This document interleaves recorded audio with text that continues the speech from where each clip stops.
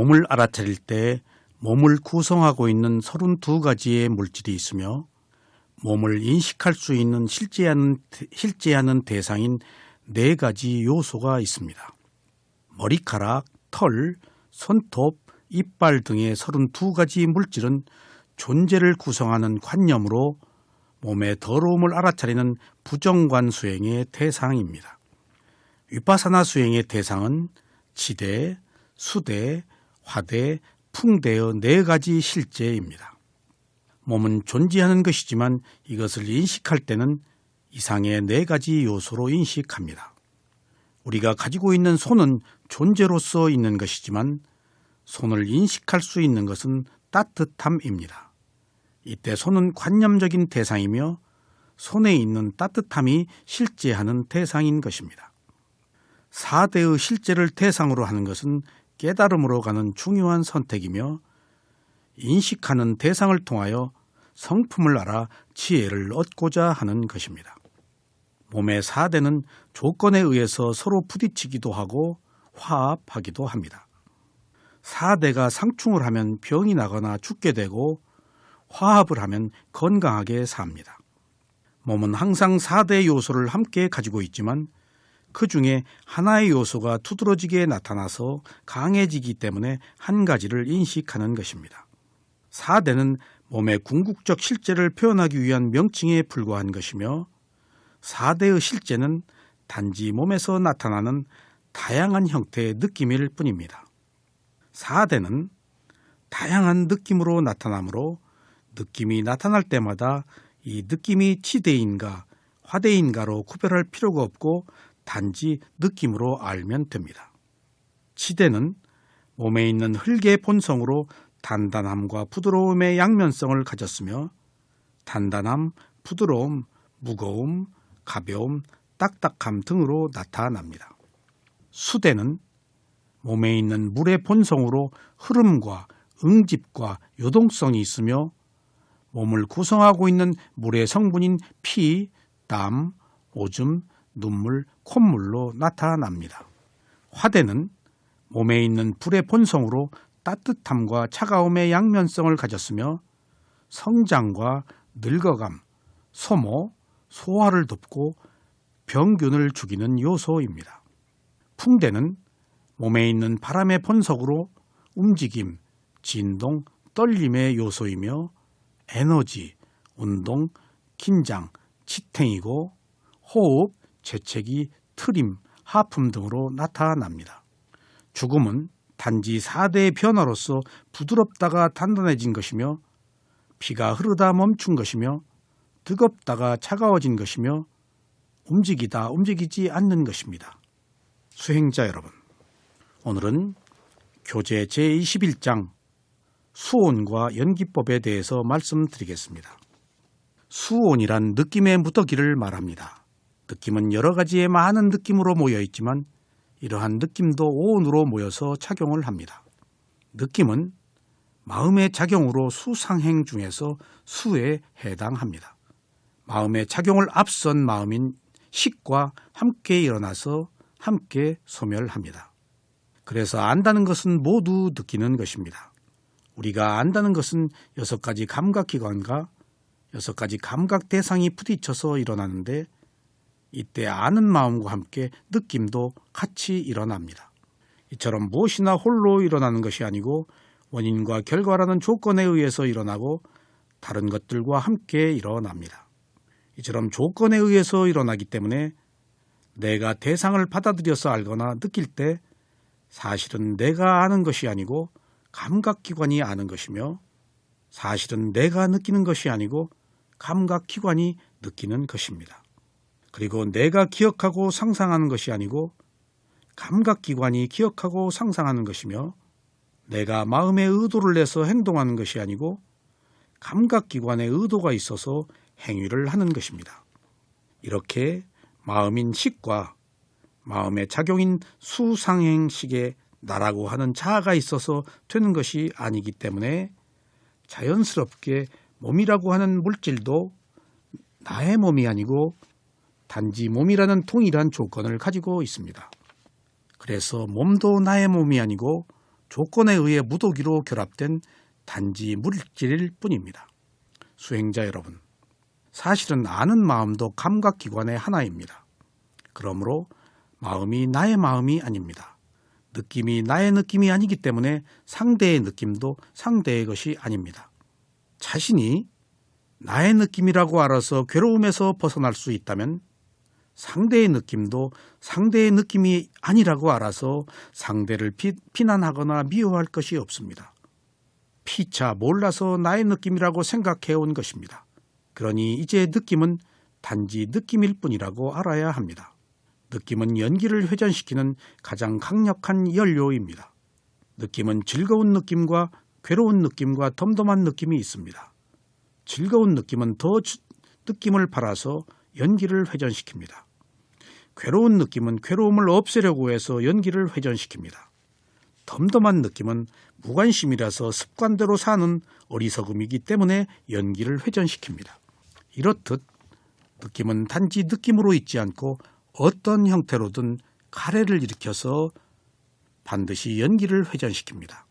바로 이런 연기의 배경에는 나의 느낌이라는 잘못된 견해가 있습니다. 만약 느낌이 단지 느낌일 뿐이지 나의 느낌이 아니라고 알면 우리는 극단적 욕망을 취하지도 않을 것이며 슬픔과 비탄에 잠기지도 않을 것입니다. 그렇게 되면 느낌으로 인해 연기가 회전하지 않아 바로 열반을 성취합니다. 그러나 느낌이 나의 느낌이라고 알면 가래를 일으켜 무엇이나 움켜쥐려고 집착을 해서 끝없는 윤회를 해야 합니다. 인생은 유신견으로 시작해서 느낌으로 끝납니다. 누구나 유신견 때문에 집착을 해서 새로운 태어남이 있습니다. 이 태어남이 계속되는 것은 느낌을 원인으로 가래가 일어나는 것이고 이 태어남이 끝나는 것은 느낌이 소멸하여 가래가 일어나지 않는 것입니다. 그래서 우리는 이 느낌을 어떻게 처리하느냐에 따라 행복과 불행이 결정됩니다. 자, 제21장 본문으로 들어가 보겠습니다. 수행자 여러분, 지금 누가 이 책을 읽고 있습니까? 이 책을 읽고 있는 자는 남자인가요? 아니면 여자인가요? 혹은 느낌인가요? 무엇이 정답인가요? 온 중에 하나인 느낌의 무더기를 수온이라고 합니다. 따라서 정답은 수온이 글을 읽고 있다는 것입니다. 글을 읽는 자는 나 혹은 나 자신이 아닙니다. 연기법에서는 접촉을 원인으로 하여 느낌이 일어난다고 말합니다. 즉, 접촉을 했기 때문에 느낌이 일어나는 것입니다. 이것은 앞선 원인에 대한 결과입니다. 이때 접촉은 연기이고 느낌은 접촉에 의해서 일어난 연생입니다. 접촉과 느낌 사이에 원인이라는 조건이 있어서 서로를 연결시켜 준 것입니다. 그러므로 무엇이나 우연히 일어나지 않습니다. 모든 것은 반드시 원인이 있어서 생긴 결과입니다. 지금 우리가 말하는 느낌도 이와 마찬가지입니다. 자, 다시 질문하겠습니다. 언제 그리고 어디에서 느낌이 일어납니까? 이에 대한 답은 접촉이 일어날 때는 언제나 느낌이 일어난다는 것입니다. 느낌은 눈을 기반으로 하여, 귀를 기반으로 하여, 코를 기반으로 하여, 혀를 기반으로 하여, 몸을 기반으로 하여, 그리고 마음을 기반으로 하여 일어납니다. 수행자 여러분, 우리가 경전을 볼 때 느낌은 눈을 기반으로 하여 일어난다는 것을 알 수가 있습니다. 이때의 기반은 원인이라는 의미로 사용되는 말입니다. 또 기반이란 말은 토대라고도 합니다. 그런데 여기서 한 가지 주의해야 할 것은 기반이나 토대는 단지 원인으로서의 조건일 뿐이지 이것들은 서로가 다른 것입니다.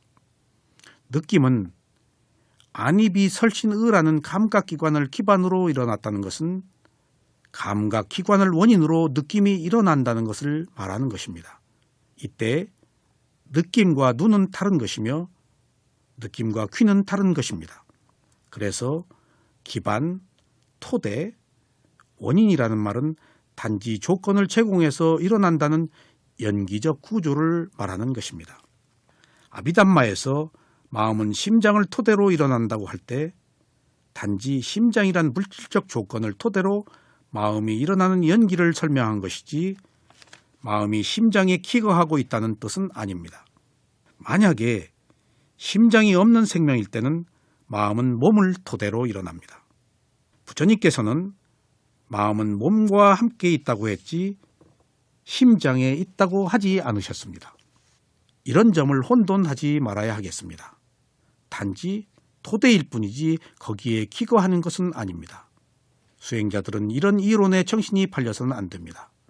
수행자의 지혜로 보면 이런 것들은 매우 단순한 것임에도 불구하고 이론에 치우치면 색다른 견해를 말하게 되어 수행자들에게 혼란을 줍니다.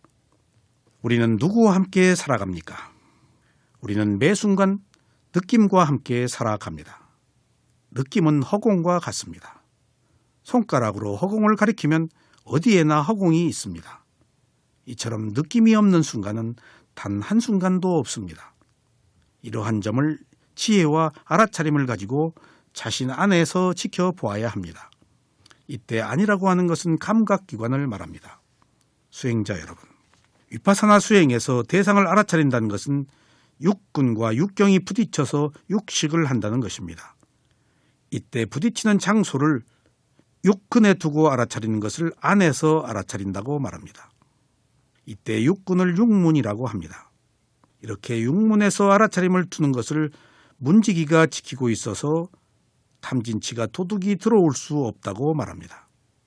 그러나 일상생활에서 알아차리는 대상과 상황에 따라서 육문에 알아차림을 두지 않고 육경에 두어야 할 때도 있습니다. 이때는 밖이라고 말합니다. 그리고 알아차리는 대상과 상황에 따라서 안팎에 알아차림을 두어야 할 때도 있습니다. 이처럼 수행을 하면서 알아차릴 대상이 부딪히는 장소를 안과 밖 그리고 안팎으로 구분해서 알아차리는 방법들이 있습니다. 부처님께서 나꿀라삐따에게 말씀하시기를 오온을 가진 자가 단 한순간이라도 느낌에서 자유롭다고 주장한다면 그는 매우 어리석은 자이다라고 말씀하셨습니다. 느낌은 어디에나 있으며 어디에나 존재합니다. 이 사실을 모르는 수행자들은 느낌이라는 것에 대해서 모르기 때문에 특별한 느낌을 찾아다닙니다. 수행자들이 특별한 느낌을 찾는 것은 느낌을 바르게 이해하지 못했기 때문입니다.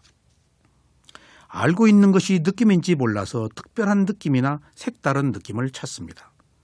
어느 경우에도 느낌을 찾아다녀서는 안 됩니다.